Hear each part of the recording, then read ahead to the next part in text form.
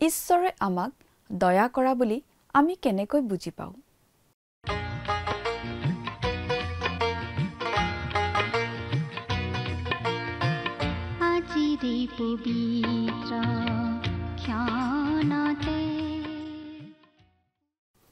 নমস্কাৰ, আমাৰ ভক্তিবচন অনুষ্ঠানলৈ আপোনাক স্বাগতম জনাইছোঁ। খ্ৰীষ্টীয় বিশ্বাসী লোকসকলৰ বাবে বিশেষভাৱে প্ৰস্তুত কৰা এই ভক্তিবচন অনুষ্ঠানটো হৈছে বাইবেল অধ্যয়নৰ ধাৰাবাহিক অসমীয়া অনুষ্ঠান। বাইবেলৰ গোটেই ৬৬খন পুস্তকৰে আমি ইয়াত অধ্যয়ন কৰিম। এই অনুষ্ঠানটো নিয়মিতভাৱে শুনি থাকিলে আমাৰ দৰ্শকসকলে গোটেইখন বাইবেল চোৱাৰ আৰু বুজি পোৱাৰ এটা সুযোগ পাব।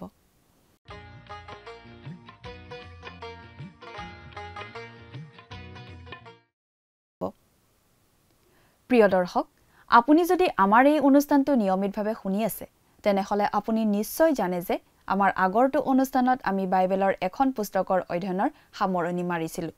গতিকে আজিৰ অনুষ্ঠানত আমি বাইবেলৰ আন এখন পুস্তকৰ অধ্যয়ন আৰম্ভ কৰিম। পুস্তকখন হৈছে বাইবেলৰ নতুন নিয়ম খণ্ডৰ তিমথিয়ৰ প্ৰতি দ্বিতীয় পত্ৰ বা চমুকৈ দ্বিতীয় তিমথিয় নামৰ পুস্তকখন।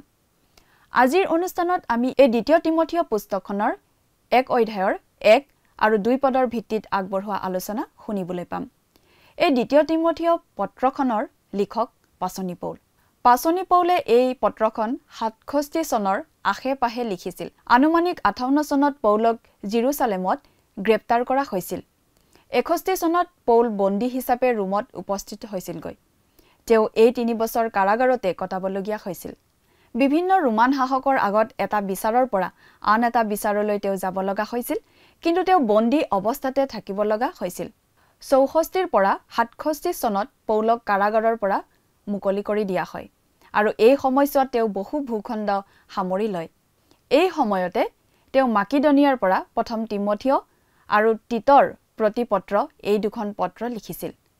৬৭ চনত পৌলক পুনৰ গ্ৰেপ্তাৰ কৰা হ'ল।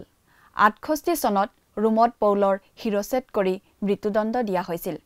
তেওঁৰ মৃত্যুৰ আগতে তেওঁ এই দ্বিতীয় তিমথিয় পত্ৰখন লিখিছিল।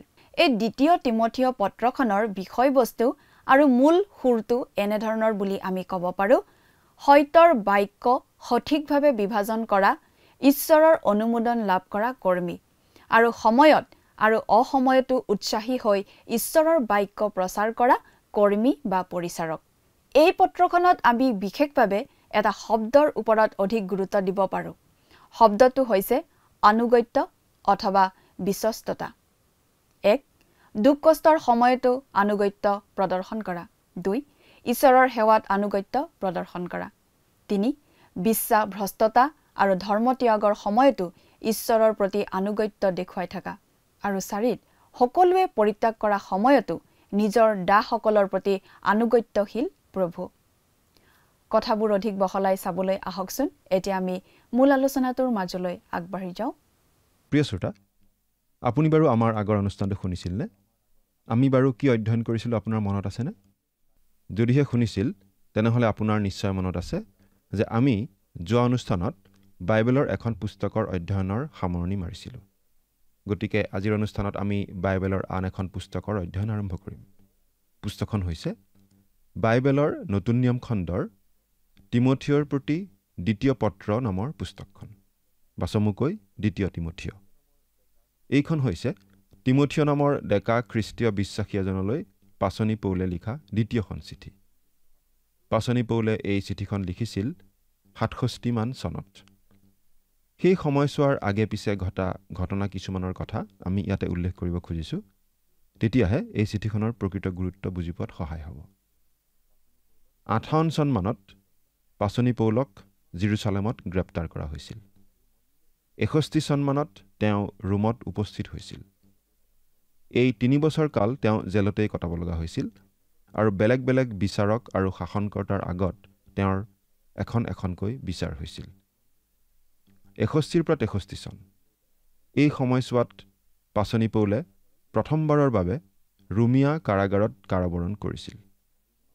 এই সময়ছোৱাৰ বৰ্ণনা আমি পাচনি কৰ্ম পুস্তকত নাপাওঁ। তেওঁৰ সেই কাৰাবৰণ আৰম্ভ হোৱা সময়লৈকেহে আমি বৰ্ণনা পাওঁ। ৬৪ পৰা ৬৭ চন পৌলক বন্দীশালৰ পৰা মুকলি কৰি দিয়া হৈছিল। এই সময়ছোৱাৰ ভিতৰতে তেওঁ বহু ঠাই ঘূৰিছিল আৰু এই সময়ছোৱাতে তেওঁ মাকিদনিয়া নামৰ ঠাইৰ পৰা তিমথিয়লৈ লিখা প্ৰথমখন পত্ৰ আৰু তীতৰ প্ৰতি লিখা পত্ৰখন লিখিছিল। 67 চন পৌলক আকৌ গ্ৰেপ্তাৰ কৰা হৈছিল। 68 চন ৰোমত পৌলক মৃত্যুদণ্ড বিহা হৈছিল। তেওঁক শিৰচ্ছেদ কৰা হৈছিল। মৃত্যুৰ আগে আগে তেওঁ এই পত্ৰখন লিখিছিল, তিমথিয়লৈ লিখা দ্বিতীয় পত্ৰ। দুটা পদে এই পত্ৰখনিৰ মূল বক্তব্য দাঙি ধৰে আৰু পত্ৰখনিৰ প্ৰকৃত আৰম্ভণি ঘটায়। সেই পদকেইটা হৈছে, তুমি নিজকে পৰীক্ষাসিদ্ধ লোক, লাজৰ যোগ্য নোহোৱা কৰ্মচাৰী আৰু সত্যৰ বাক্য ঠিক ৰূপে বিভাগ কৰাত নিপুণ লোক কৰি ঈশ্বৰৰ আগত উপস্থিত কৰিবলৈ যত্ন কৰা। 2 তিমথিয় 2:15 আৰু তুমি বাক্য ঘোষণা কৰা, সময়ত আৰু অসময়তো উৎসাহী হোৱা, সম্পূৰ্ণ চিৰসহিষ্ণুতা আৰু উপদেশেৰে অনুযোগ কৰা, ডবিওৱা আৰু উদগোৱা। 2 তিমথিয় 4:2 আমি ভাবোঁ এই পত্ৰখনত আন সকলো শব্দতকৈ এটা শব্দত আমি অধিক গুৰুত্ব দিব পাৰোঁ। শব্দটো হৈছে বাধ্যতা বা আনুগত্য, ইংৰাজীত লয়েলটি। প্ৰথমতে দুখভোগ আৰু কষ্ট সহনত আনুগত্য, প্ৰথম অধ্যায়। দ্বিতীয়তে পৰিচৰ্যা আৰু সেৱা কাৰ্যত আনুগত্য, 2 অধ্যায়। তৃতীয়তে শেষকালৰ ধৰ্মভ্ৰষ্টতাৰ মাজত আনুগত্য, 3 অধ্যায়ৰ পৰা 4 অধ্যায়ৰ 5 নম্বৰ পদলৈ। আৰু চতুৰ্থতে সকলোৰে দ্বাৰা পৰিত্যক্ত হোৱা খ্ৰীষ্টীয় বিশ্বাসী দাসৰ প্ৰতি ঈশ্বৰৰ বিশেষ আনুগত্য, 4 অধ্যায় 6 নম্বৰ পদৰ পৰা শেষ পদলৈকে। আন সময়ত কোৱা কথাতকৈ মানুহে মৰণ শয্যাৰ পৰা কোৱা কথাত এটা বিশেষ ধৰণৰ গুৰুত্ব আৰোপ কৰা হয়। এই বিষয়টোৱেই এই 2 তিমথিয় পত্ৰখনক এটা বিশেষ গুৰুত্ব প্ৰদান কৰিছে। এইখনেই হৈছে পাচনি পৌলৰ শেষ চিঠি, তেওঁ কৈ যোৱা শেষ কথা। ইয়াত অলপ দুখৰ ভাৱ ফুটি উঠিছে, যিটো আন আন পত্ৰবোৰত লক্ষ্য কৰা নাযায়। কিন্তু ইয়াত বিজয় উল্লাসৰ সুৰো অতি স্পষ্টভাৱে শুনা যায়। মই সেই উত্তম যুদ্ধত প্ৰাণপণ কৰিলোঁ, নিৰূপিত পথৰ শেষলৈকে দৌৰিলোঁ, বিশ্বাস ৰাখিলোঁ। যেন পাচনি পৌলে নিজৰ কবৰৰ ফলকত নিজেই লিখিছে। 2 তিমথিয় 4:7 যিহেতু এইখন আছিল তেওঁ লিখা শেষ চিঠি, গতিকে তেওঁ অলপ ব্যক্তিগত ভাৱ প্ৰকাশ কৰাও আমি দেখা পাওঁ। এই পত্ৰখনৰ মাত্ৰ 4টাহে অধ্যায়, অতি চুটি পত্ৰ, কিন্তু এই চুটি পত্ৰখনতেই তেওঁ প্ৰায় 25 বাৰ বিভিন্ন ব্যক্তিৰ নাম উল্লেখ কৰা আমি দেখিবলৈ পাওঁ। 2 তিমথিয় নামৰ এই চমু পুস্তকখনত আমি দিগন্তত কলীয়া ডাৱৰ দেখা পাওঁ, যেন ঘোৰ অন্ধকাৰ নামি আহিব ধৰিছে। সেই কলীয়া ডাৱৰ হৈছে বিশ্বাস পৰিত্যাগৰ কলীয়া ডাৱৰ, ধৰ্মভ্ৰষ্টতাৰ কলীয়া ডাৱৰ। সেই বিশেষ দিন সমাগত বুলি পাচনি পৌলে লিখিছিল, যি দিনত মানুহৰ মাজত বিশ্বাস পৰিত্যাগৰ অৱস্থা এটাৰ সৃষ্টি হ'ব। আমি আজি এনে এটা অৱস্থা দেখি আছোঁ। এতিয়া আৰু আকাশত কলীয়া ডাৱৰ নাই, কিন্তু প্ৰচণ্ড ধুমুহা বৰষুণ ইতিমধ্যেই আৰম্ভ হৈছে। বিশ্বাসহীনতাৰ ধুমুহা বৰষুণ। বিশ্বাস পৰিত্যাগ কৰা লোকৰ সংখ্যা দিনে দিনে বাঢ়ি যোৱা আমি দেখিবলৈ পাম। বিশ্বাস পৰিত্যাগ কৰা কামটো অজ্ঞানতাবশতঃ কৰা কাম নহয়, অৰ্থাৎ কথাবোৰ বুজি নাপাই বিশ্বাসৰ পৰা অপথে যোৱাটোক নুবুজায়, কিন্তু জানি বুজি স্ব ইচ্ছাই বিশ্বাস পৰিত্যাগ কৰাটোক বুজায়। নিজ ইচ্ছাৰে বিশ্বাসৰ পৰা আঁতৰি যোৱাটোকেই ইয়াত বুজোৱা হৈছে। বিশ্বাস ত্যাগ কৰা লোকজনে খ্ৰীষ্টৰ বিষয়ে সকলো জানে, খ্ৰীষ্টৰ শুভবাৰ্তা বুজি পায়, কিন্তু জানি বুজিও খ্ৰীষ্টক অস্বীকাৰ কৰে। এই 2 তিমথিয় পুস্তকত পাচনি পৌলে শুভবাৰ্তা ঘোষণাৰ শেষ ফলৰ আভাস দিছে। খ্ৰীষ্টৰ শুভবাৰ্তা ঘোষণাই সমগ্ৰ মানৱ জাতিক খ্ৰীষ্টীয় বিশ্বাসলৈ নানে, নাইবা এই পৃথিৱীত খ্ৰীষ্টৰ সহস্ৰ বছৰীয়া ন্যায় শাসনৰ সূত্ৰপাত নকৰে, বৰং তাৰ ওলোটাটোহে হ'ব। গোটেই পৃথিৱীতে বিশ্বাস পৰিত্যাগৰ জোৱাৰ উঠিব আৰু সেই বিশ্বাস পৰিত্যাগৰ জোৱাৰে পৃথিৱীৰ পৰা প্ৰকৃত খ্ৰীষ্টীয় বিশ্বাস নোহোৱা কৰিবৰ উপক্ৰম কৰিব। সেই শেষকাল উপস্থিত হ'লে 2 ধৰণৰ পৰিত্যাগ ঘটিব। প্ৰথমটো হৈছে খ্ৰীষ্টীয় মণ্ডলীৰ এই পৃথিৱী পৰিত্যাগ, অৰ্থাৎ এই পৃথিৱীৰ বুকুৰ পৰা প্ৰকৃত খ্ৰীষ্টীয় বিশ্বাসী লোকসকলক প্ৰভু যীশুখ্ৰীষ্টই উঠাই লৈ যাব।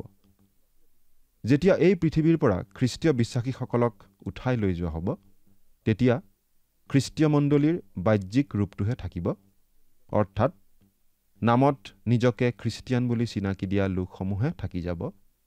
প্ৰকৃত খ্ৰীষ্টীয় বিশ্বাসীসকলে ইতিমধ্যেই আকাশত প্ৰভুৰ লগ ল'বগৈ। পৃথিৱীত ৰৈ যোৱা অৱশিষ্ট নামধাৰী খ্ৰীষ্টিয়ানসকলে বিশ্বাস ত্যাগ কৰিব। এই বিষয়ে প্ৰভু যীশুৱে নিজেই কৈছে, যেতিয়া মানুহৰ পুত্ৰ আহিব, তেতিয়া পৃথিৱীত বিশ্বাস পাবনে? লোকে লিখা শুভবাৰ্তা 18 অধ্যায় 8 পদ। এই কথাখিনি গ্ৰীক ভাষাত যেনেদৰে লিখা হৈছে, আচলতে এই প্ৰশ্নৰ উত্তৰ হৈছে নাপাব।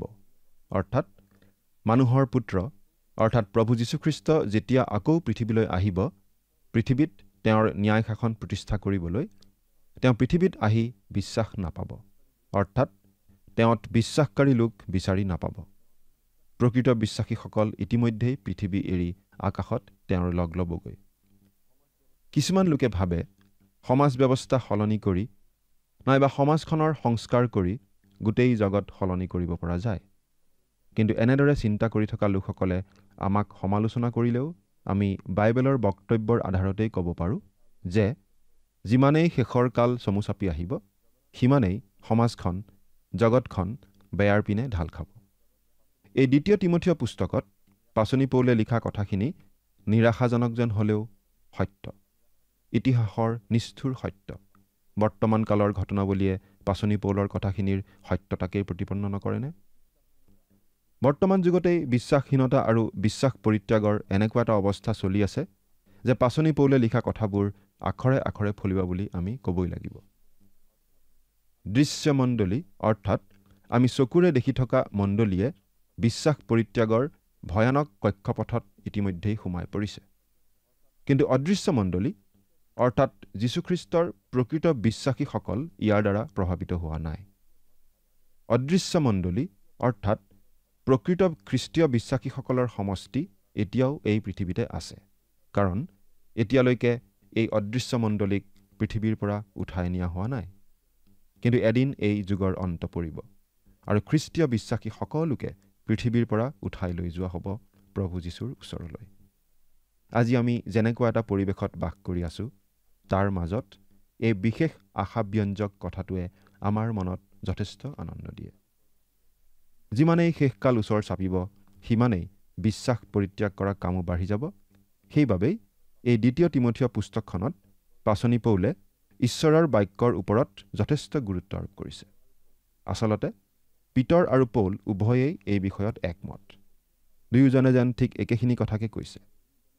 আৰু 2 তিমথিয় আৰু 2 পিতৰ এই দুয়োখন পুস্তকতে ঈশ্বৰৰ বাক্যৰ ওপৰত বিশেষ গুৰুত্ব আৰোপ কৰা হৈছে। লগতে খ্ৰীষ্টৰ শুভবাৰ্তাৰ ওপৰতো সমানেই গুৰুত্ব দিয়া হৈছে। প্ৰিয় শ্ৰোতা, প্ৰভু যীশুৰ শুভবাৰ্তা আচলতে এটা চমকপ্ৰদ সত্যৰ ওপৰত প্ৰতিষ্ঠিত। আৰু সেই সত্যটো এইয়ে যে মানুহ স্বভাৱতেই পাপী, অৰ্থাৎ মানুহ হৈছে হেৰাই থকা পাপী, অপথে গৈ থকা পাপী, ধ্বংসৰ পথৰ পথিক। নিজক কোনোমতেই উদ্ধাৰ কৰাৰ সামৰ্থ্য মানুহৰ নাই। মানুহে মানি ল'ব নোখোজে, কিন্তু এই কথা সঁচা। মানুহ স্বভাৱতেই পাপী। মানুহৰ অৱস্থাটোৱেই এনেকুৱা যে মানুহে সম্পূৰ্ণ শুদ্ধ সিদ্ধ বাধ্যতা অৱলম্বন কৰি মুক্তি অৰ্জন কৰিব নোৱাৰে, কাৰণ মানুহে এনে বাধ্যতা পালন কৰিবই নোৱাৰে। অৰ্থাৎ কোনো ধৰণৰ খুঁত নথকা জীৱন যাপন কৰাৰ সামৰ্থ্য মানুহৰ নাই। আনহাতে খুঁত থকা বাধ্যতাহীন জীৱনৰ যোগেদিও মানুহে মুক্তি লাভ কৰিব নোৱাৰে, কাৰণ তেনে জীৱন ঈশ্বৰে গ্ৰহণ কেতিয়াও নকৰে। গতিকে ইয়াৰ সমাধানস্বৰূপে ঈশ্বৰে আগবঢ়ালে উপায়, মানৱৰ মুক্তিৰ উপায়। তেওঁ মানুহলৈ বিশেষ অনুগ্ৰহ দেখুৱালে আৰু নিজ পুত্ৰ যীশুখ্ৰীষ্টকে জগতলৈ পঠিয়াই দিলে। প্ৰভু যীশুৱে ক্ৰুচত নিজকে বলি হিচাপে আগবঢ়াই সকলো মানৱৰ সকলো পাপৰ প্ৰায়চিত্ত কৰি গ'ল, যাতে তেওঁত বিশ্বাস কৰি তেওঁক পৰিত্ৰাতা বুলি গ্ৰহণ কৰি মানুহে সকলো পাপৰ ক্ষমা লাভ কৰি পৰিত্ৰাণ লাভ কৰিব পাৰে। প্ৰভু যীশু কবৰস্থ হ'ল আৰু 3য় দিনা পুনৰ জি উঠি মানৱৰ বাবে পৰিত্ৰাণৰ আঁচনি প্ৰস্তুত কৰি ৰাখিলে। আজি তেওঁ আছে স্বৰ্গত, পিতৃ ঈশ্বৰৰ সোঁহাতে বহি। তেওঁ এনেই বহি থকা নাই। তেওঁত বিশ্বাস কৰা লোকসকলৰ বাবে তেওঁ পিতৃ ঈশ্বৰৰ আগত নিবেদন কৰি আছে, প্ৰাৰ্থনা জনাই আছে। প্ৰিয় শ্ৰোতা, খ্ৰীষ্টত বিশ্বাস কৰাৰ লগে লগে মানুহৰ জীৱনলৈ বিশেষ পৰিৱৰ্তন আহে। খ্ৰীষ্টৰ শুভবাৰ্তাই মানুহৰ জীৱন সলনি কৰি দিয়ে। মানুহৰ হৃদয়ৰ আমূল পৰিৱৰ্তন ঘটে। ইয়াৰ উদাহৰণ আমি দেখিয়ে আছোঁ। পৃথিৱীৰ চুকে কোণে খ্ৰীষ্টৰ শুভবাৰ্তা বিয়পি আছে আৰু মানুহৰ জীৱনলৈ পৰিৱৰ্তন আনি আছে। আমি মানুহক খুব ভাল ভাল কথা কৈ লাভ নাই, যদিহে সেই কথা মানি চলাৰ সামৰ্থ্য মানুহৰ নাই। পানীত পৰি ককবকাই মৰিব ধৰা মানুহক সাঁতুৰিবলৈ শিকাব গৈ লাভ নাই, কাৰণ সেই মুহূৰ্তত আগতে সাঁতুৰিব নজনা মানুহ এজনে কেতিয়াও সাঁতুৰিব শিকিব নোৱাৰে। আমি আজি মানুহক শান্তিৰ বাৰ্তা বিলাই ভেদাভেদ এৰি মিলাপ্ৰীতিৰে বাস কৰিবলৈ উদগাই লাভ নাই। ইমান দিন ধৰিতো বিভিন্ন লোকে তাকেই কৰি আহিছে। কিন্তু আমাৰ সমাজত ভেদাভেদ বাঢ়িহে গৈছে, মৰামৰি কটাকটি বাঢ়িহে গৈছে। কিন্তু খ্ৰীষ্টৰ শুভবাৰ্তা গ্ৰহণ কৰা বিভিন্ন ভাষাভাষী, বিভিন্ন জাতৰ, বিভিন্ন ঠাইৰ লোকৰ মাজত স্বতঃস্ফূৰ্তভাৱে একতাৰ ভাৱ ফুটি উঠা আমি দেখোঁ, কাৰণ তেওঁলোক একেটা পৰিয়ালৰ সদস্য, ঈশ্বৰৰ আত্মিক পৰিয়ালৰ সদস্য, গতিকে ভাই ভাই। আচলতে মানুহক সাম্প্ৰদায়িক সম্প্ৰীতিৰ বিষয়ে দীঘল দীঘল বক্তৃতাৰ প্ৰয়োজন নাই, খ্ৰীষ্টৰ শুভবাৰ্তাৰহে প্ৰয়োজন। জোৰকৈ মানুহৰ মাজৰ সম্বন্ধ কোনেও ভাল কৰি দিব নোৱাৰে। ভাল পোৱাৰ ভাৱ, একতাৰ ভাৱ অন্তৰৰ পৰা আহিব লাগিব। একমাত্ৰ ঈশ্বৰৰ অনুগ্ৰহৰ শুভবাৰ্তাইহে যিকোনো এজন লোকক মোৰ ভাই কৰি তুলিব পাৰে। আৰু ভাই কৰি তোলাৰ পাছত সেই মানুহৰ গাৰ ৰং কি, ভাষা কি, জাত কি, সেইটো মোৰ আৰু প্ৰয়োজনীয় কথা নহয়। মানৱৰ সমস্যাৰাজিৰ সমাধান হ'ব পাৰে ঈশ্বৰৰ অনুগ্ৰহৰ কথা ঘোষণা কৰাৰ যোগেদিহে। মাৰ্টিন লুথাৰ নামৰ বিখ্যাত লোক এজনে কৈছিল যে আমি এটা কথা সদায় মনত ৰখা উচিত যে ঈশ্বৰে একো নথকাৰ পৰাই কিবা সৃষ্টি কৰিব পাৰে। মানুহৰ আচলতে একো নাই, কিন্তু তাৰ পৰাই ঈশ্বৰে নতুন পৰিৱৰ্তিত মানুহ সৃষ্টি কৰিব পাৰে। যীশুখ্ৰীষ্টৰ যোগেদি প্ৰকাশ হোৱা ঈশ্বৰৰ অনুগ্ৰহই মানৱ জাতিক পৰিৱৰ্তিত কৰাৰ আৰু উদ্ধাৰ কৰাৰ উপায়।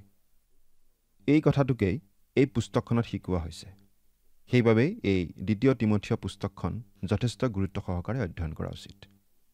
আজি আমাৰ হাতত বেছি সময় নাই, তথাপি এই ২ তিমথিয় পুস্তকখনৰ প্ৰথম অধ্যায়ৰ প্ৰথম পদ কেইটামান পঢ়ি চাবলৈ চেষ্টা কৰিম। বাইবেলৰ পৰা পাঠ কৰি দিম, অনুগ্ৰহ কৰি চাই যাব। ২ তিমথিয় প্ৰথম অধ্যায় প্ৰথম পদ। খ্ৰীষ্ট যীশুত থকা জীৱনৰ প্ৰতিজ্ঞাৰ দৰে ঈশ্বৰৰ ইচ্ছাৰ দ্বাৰাই খ্ৰীষ্ট যীশুৰ নিযুক্ত পাচনি পৌল প্ৰিয় পুত্ৰ তিমথিয়ৰ সমীপলৈ। যীশুখ্ৰীষ্টত থকা জীৱনৰ প্ৰতিজ্ঞাৰ দৰে। যীশুখ্ৰীষ্টত জীৱন আছে, অনন্ত জীৱন, প্ৰতিজন মানুহলৈকে। এই বিষয়ে বাইবেলত অতি স্পষ্টভাৱে কোৱা হৈছে। বাইবেলৰ পৰা পাঠ কৰি দিম। আমি যদি মানুহবিলাকৰ সাক্ষ্য গ্ৰাহ্য কৰোঁ, তেন্তে ঈশ্বৰৰ সাক্ষ্য তাতকৈও শ্ৰেষ্ঠ। কিয়নো এয়ে ঈশ্বৰৰ সাক্ষ্য যে তেওঁ নিজৰ পুত্ৰৰ বিষয়ে সাক্ষ্য দিলে। যিজনে ঈশ্বৰৰ পুত্ৰত বিশ্বাস কৰে, সেই সাক্ষ্য তেওঁৰ অন্তৰত আছে। যিজনে ঈশ্বৰত বিশ্বাস নকৰে, তেওঁ তেওঁক মিছলীয়া পাতিলে। কিয়নো ঈশ্বৰে নিজৰ পুত্ৰৰ বিষয়ে যি সাক্ষ্য দিলে, তেওঁ তাত বিশ্বাস নকৰিলে। আৰু সেই সাক্ষ্য এই যে ঈশ্বৰে আমাক অনন্ত জীৱন দিলে, আৰু সেই জীৱন তেওঁৰ পুত্ৰত আছে। যিজনে পুত্ৰক পালে তেওঁৰ জীৱন আছে। যিজনে ঈশ্বৰৰ পুত্ৰক পোৱা নাই, তেওঁৰ জীৱন নাই। এয়া আমি পাঠ কৰিলোঁ যোহনৰ প্ৰথম পত্ৰ ৫ নম্বৰ অধ্যায়ৰ ৯ নম্বৰ পদৰ পৰা ১২ নম্বৰ পদলৈকে। প্ৰিয় শ্ৰোতা, আমি বাৰু প্ৰতিজ্ঞা এটা কেনেদৰে গ্ৰহণ কৰোঁ? কোনোবাই যেতিয়া কিবা এটা প্ৰতিজ্ঞা কৰে, সেইটো আমি কেনেদৰে গ্ৰহণ কৰোঁ বাৰু? আমি বিশ্বাসৰ দ্বাৰাই গ্ৰহণ নকৰোঁনে বাৰু? কোনো এটা প্ৰতিজ্ঞা আমি গ্ৰহণ কৰোঁ, কাৰণ সেই প্ৰতিজ্ঞা কৰা মানুহজনক আমি বিশ্বাস কৰোঁ। কোনোবাই যদি কিবা এটা প্ৰতিজ্ঞা কৰে, তেনেহ'লে সেই প্ৰতিজ্ঞা আমি বিশ্বাস কৰি লওঁ, কথাটো মানি লওঁ। যদিহে সেই প্ৰতিজ্ঞা কৰা মানুহজনক আমি জানো, আমি চিনি পাওঁ, আৰু তেওঁ সেই প্ৰতিজ্ঞা ৰক্ষা কৰিব বুলি আমি বিশ্বাস কৰোঁ। অৰ্থাৎ আমি মানুহে কৰা প্ৰতিজ্ঞা, মানুহে কোৱা কথাও সঁচা বুলি বিশ্বাস কৰি লওঁ।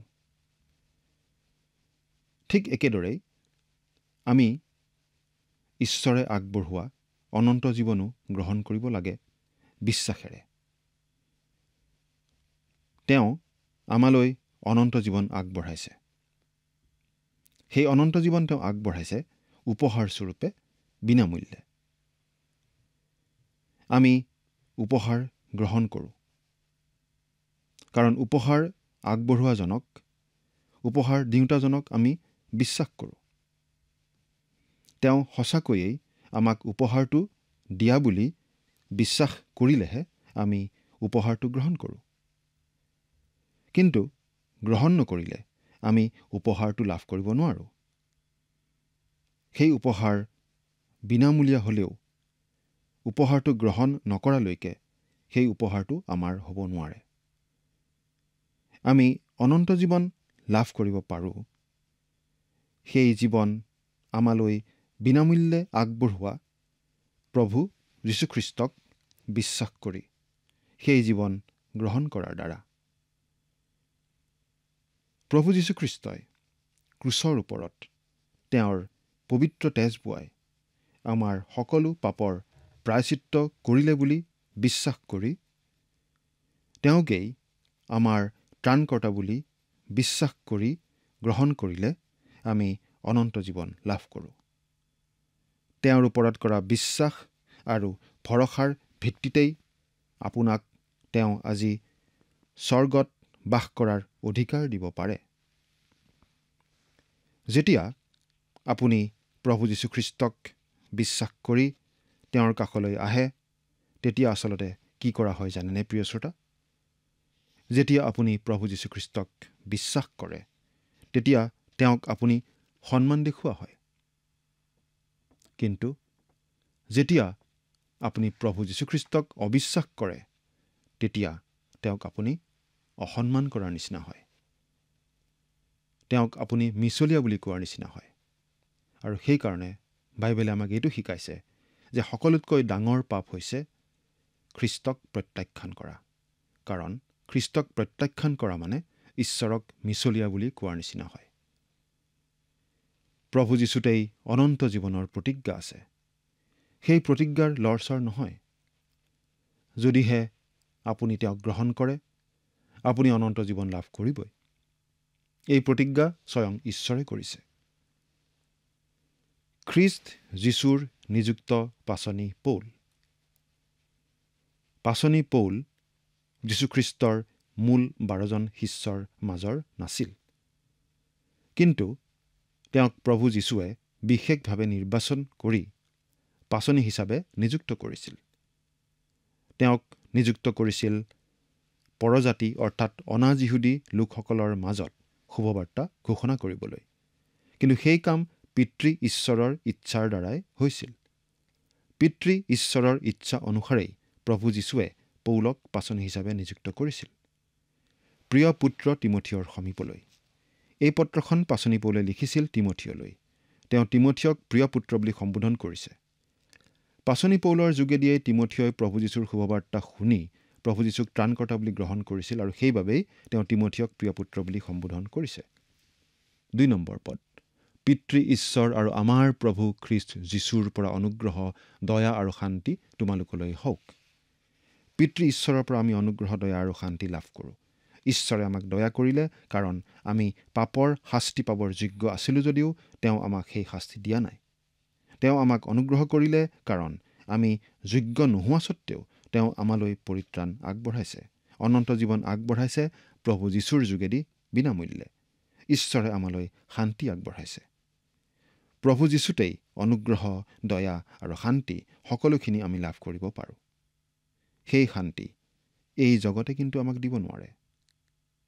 সেই শান্তি এই জগতে আচলতে বুজি নাপায়। সেই শান্তি আপুনি বাৰু আপোনাৰ হৃদয়ত লাভ কৰিছেনে?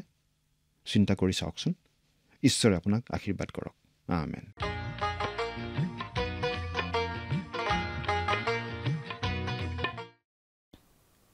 পৌলে তিমথিয়ক তেওঁৰ প্ৰিয় পুত্ৰ বুলি সম্ভাষণ জনাইছে। তিমথিয় পাচনি পৌলৰ যুগেৰে খ্ৰীষ্টলৈ আহিছিল বাবে তেওঁ তিমথিয়ক বিশ্বাসৰ পুত্ৰ বুলি কৈছিল আৰু তিমথিয় পাচনি পৌলৰ বাবে অতি আনন্দদায়ক আছিল। সেয়েহে তেওঁক প্ৰিয় পুত্ৰ বুলি কৈছে। তাৰ পাছত তেওঁ আৰু অনুগ্ৰহ, দয়া আৰু শান্তি হওক বুলি অভিবাদন জনাইছে। এই অভিবাদনত দয়া শব্দটো অন্তৰ্ভুক্ত কৰা হৈছে, যিটো পাচনি পৌলৰ আন পত্ৰবোৰৰ অভিবাদনত পোৱা নাযায়। ঈশ্বৰ আমাৰ প্ৰতি দয়ালু, কাৰণ তেওঁ আমাক আমাৰ প্ৰাপ্য দণ্ড আৰু শাস্তিবোৰ নিদিয়ে। ঈশ্বৰৰ দয়া আমাক সকলোকে লাগে। পাচনি পৌলক ঈশ্বৰৰ দয়াৰ প্ৰয়োজন আছিল আৰু আমাৰো দয়াৰ প্ৰয়োজন। আমাৰ বাবে আনন্দ আৰু উৎসাহজনক কথা এই যে ঈশ্বৰ আমাৰ প্ৰতি দয়াত সমৃদ্ধ। সেই অনুগ্ৰহ, দয়া আৰু শান্তি আমাৰ পিতৃ ঈশ্বৰ আৰু প্ৰভু যীশুখ্ৰীষ্টৰ পৰা আমি লাভ কৰোঁ। ইয়াত যীশুখ্ৰীষ্টৰ প্ৰভুত্বৰ ওপৰত বিশেষভাৱে গুৰুত্ব দিয়া হৈছে। প্ৰিয় দৰ্শক, আজিলৈ আমাৰ অনুষ্ঠানটো ইমানতে সামৰণি মাৰিব খুজিছোঁ। পৰৱৰ্তী অনুষ্ঠানত আপোনালোকক পুনৰ লগ পোৱাৰ আশা ৰাখিছোঁ। আহকচোন খন্তেক সময় প্ৰাৰ্থনাত মূৰ দুৱাওঁ। স্বৰ্গত থকা অতি মৰমীয়াল দয়ালু পিতৃ ঈশ্বৰ, প্ৰভু তোমাক ধন্যবাদ দিছোঁ সুন্দৰ সময় প্ৰভু তুমি আমাক আটাইকে দিয়াৰ বাবে।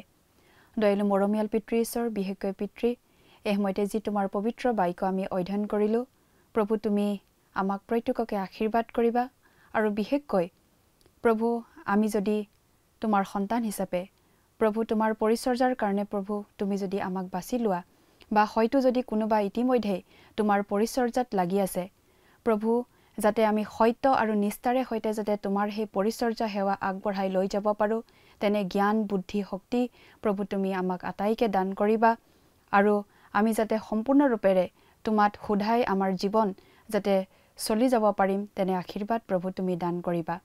এই সকলো যাচনা মহান ত্ৰাণকৰ্তা প্ৰভু যীশুখ্ৰীষ্টৰ নামত অৰ্পণ কৰিলোঁ। আমেন।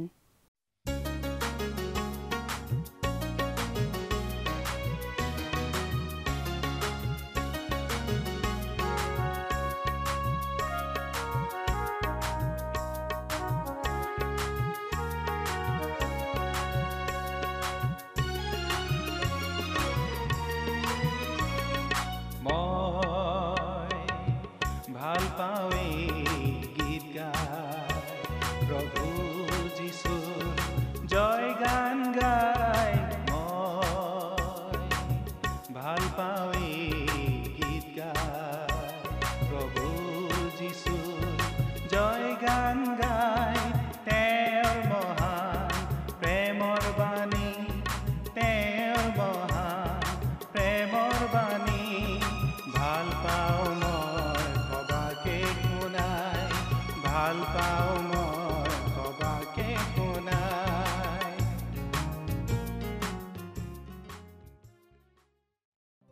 প্ৰিয় শ্ৰোতা দৰ্শক, আশা কৰোঁ ভক্তিবচন অনুষ্ঠানটি উপভোগ কৰি আপোনাৰ নিশ্চয় ভাল লাগিছে। এই বিষয়ে আপোনাৰ মতামত জানিব পাৰিলে আমি নথৈ আনন্দিত হ'ম। আপোনাৰ যদি আমাৰ এই অনুষ্ঠানটি উপভোগ কৰি ভাল লাগিছে, তেন্তে অনুগ্ৰহ কৰি আমালৈ এটি মিছ কল দিয়কচোন। আপোনাৰ এটা মিছ কল আমাৰ বাবে অতি মূল্যৱান। প্ৰতিটো মিছ কল দিয়া সকলৰ মাজৰ পৰা এজন বিশেষ দৰ্শকক বাছি লৈ সপ্তাহৰ শেষত পুৰস্কৃতও কৰা হ'ব। মিছ কল দিয়া নম্বৰটো হৈছে 0444908125। আপোনাৰ যদি কিবা প্ৰাৰ্থনাৰ বিষয় থাকে বা অধিক জানিবলৈ ইচ্ছা কৰে, তেন্তে টেলিফোনৰ মাধ্যমেৰেও আমাক যোগাযোগ কৰিব পাৰে। আমাৰ টেলিফোন নম্বৰটো হৈছে 7429840242। আপুনি আমালৈ ইমেইল অথবা পত্ৰযোগেও যোগাযোগ কৰিব পাৰে।